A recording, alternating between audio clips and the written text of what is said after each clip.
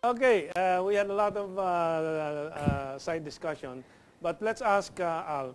So, you don't seem to believe that the arrangement now, the CAB, will resolve and iron out all the crises, all the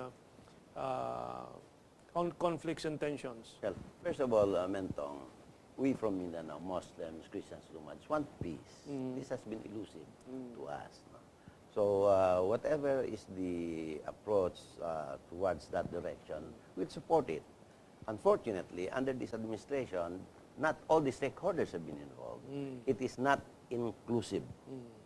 Now, Do you think there's any particular reason the administration and its backers, because it has backers in this project, the U.S., Malaysia, do they have any reason not to try to have the unification of the island Muslim provinces and the AMILF people? well, maybe we have to ask them that. But what has happened is this. No? The agreement entered with the MNLF, for instance, was brokered by the Indonesian government, Yes, yes. who is not a party in interest.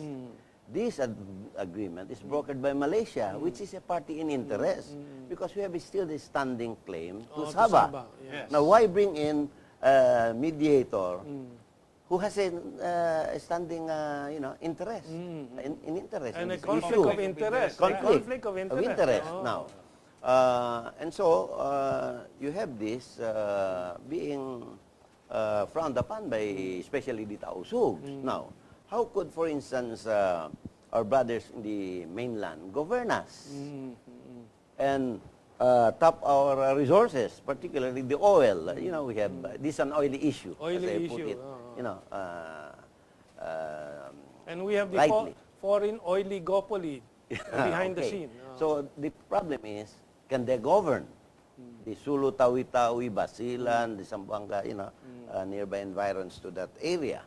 That's why I don't know what is the intention of government, but apparently political administrations in the past and now always comes up with their own formula. I don't know if it is just to put their name that they signed this agreement. You have the triple agreement under President Marcos, which is very successful, followed by the Jeddah Accord of Cory Aquino, then the Jakarta-Manila agreement of Ramos, and now this Bangsamoro agreement. I'm smiling because both of you were anti-Marcos. Well, But both of you are telling me in power and in the Bangsamoro yeah, issue, because there were- Marcos was right. yeah, because there are principles involved there. But you yes, see, yes. as they put it, a tree is best measured when it is down. Diba? Pag nasa nakatindigan, mahirap measure mo eh. Now, if the formula of Marcos, President Marcos, was only followed through, wala tayong problema ngayon eh. Because these were very viable institutions that I was there. I organized it. I brought the DAP, UP, and all that. DAP is the Development Academy Academy of the Philippines to the region. So with Mike Mastura, who was my counterpart in Region 12.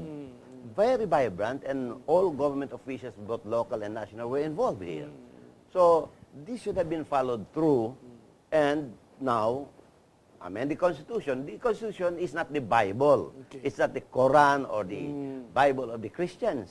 The American Constitution, which is the oldest, I think, relative to many of these areas, have been amended 100 or more times. So why can't the Constitution not be amended to solve the problem with finality Okay, in the South? I'll say something about that. Yeah, Judge. Yes, we were anti-Marcos, but we did not tell the Cory government not to operate the nuclear power plant.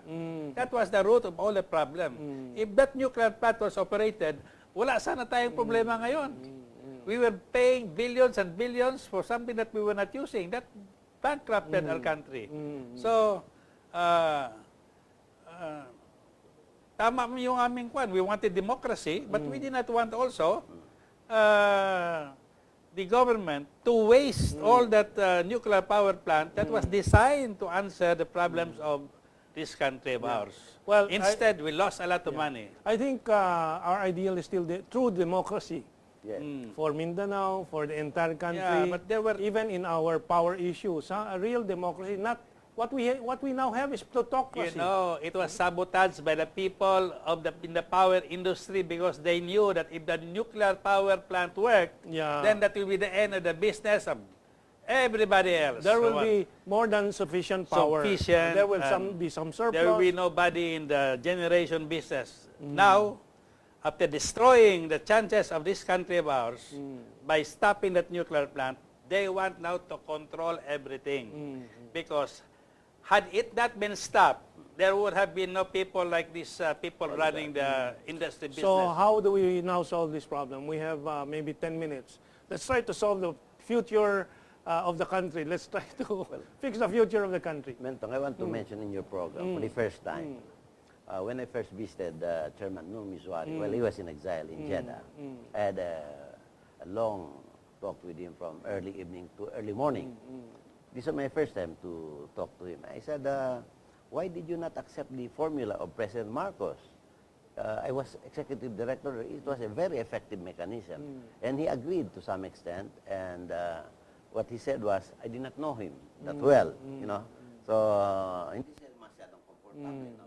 But the idea of the two commissions dwell well with all the Muslims, Christians, and even the Lumans in the area.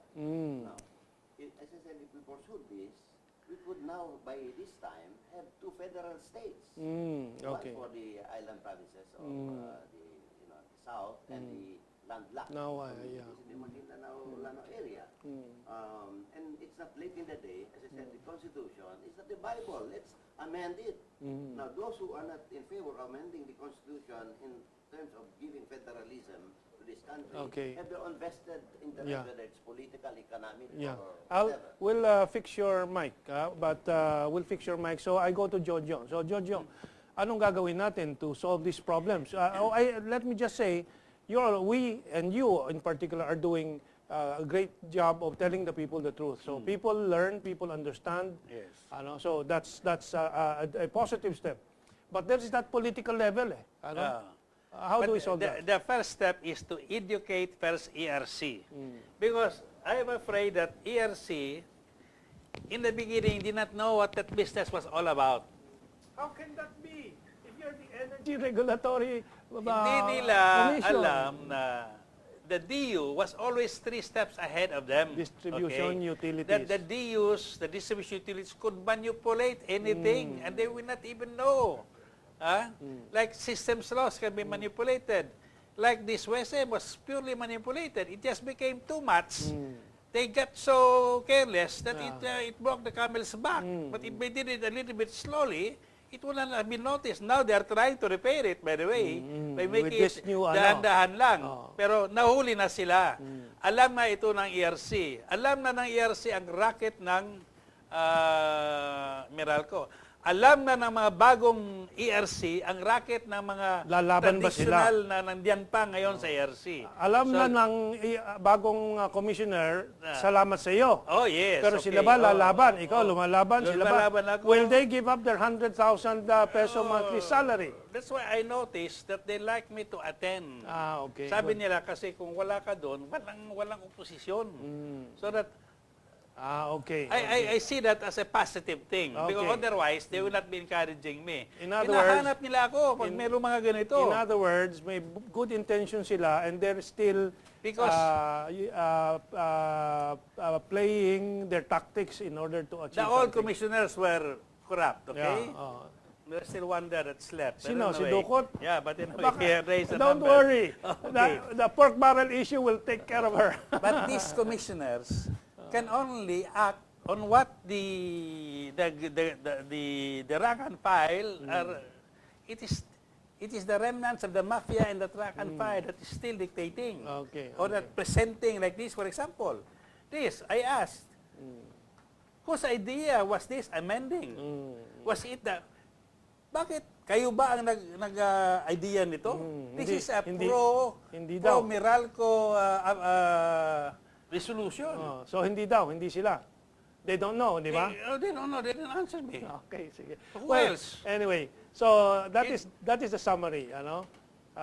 Sinasabotahe ba ang power industry natin? Yes. 100%, Senator Bosay. They are overwhelming the consumers with all kinds of applications na there is no more transparency because sabi ng isang commissioner that anything that Meralco, that the ERC does must be transparent, meaning to say that the consumer must understand That's what it is right. all about. Oh. If the consumer does not understand what this is all about, because the consumer, by the EPIRA, is supposed to play an active role in anything that will determine the basic rates. How can they participate if they do not understand it? Okay, that is the final word, and that's very clear. It's being sabotaged. It's being obfuscated. That's the English word for it. Ginugulo nila. Last minute for the crisis of justice in Mindanao. What are we going to do? You're proposing 2 commissions, 2 federal states, and how is this going to happen? It can only happen after 2016 if there's a new leadership. We hope it will happen still during the watch of this incumbent. No? But there are 2 issues really affecting the Muslims now directly. The Sabah issue, which was supported by 2 presidents who have sense of history, President Marcos and President Macapagal. They only did not support the issue, they even supported the Sultanate, the heirs, in its claim. They even had to present this to the International Court of Justice, but, you know, Malaysia doesn't want to submit itself. We've run The out of time. second is on this Bangsamoro, and this agreement, as I said, any agreement for peace we will support. Okay. But apparently, this agreement is not inclusive. Okay, Not so all the stakeholders are you've there. heard the 2 crises in Mindanao, and let's work towards a solution. Maraming salamat po sa inyo and have a good weekend.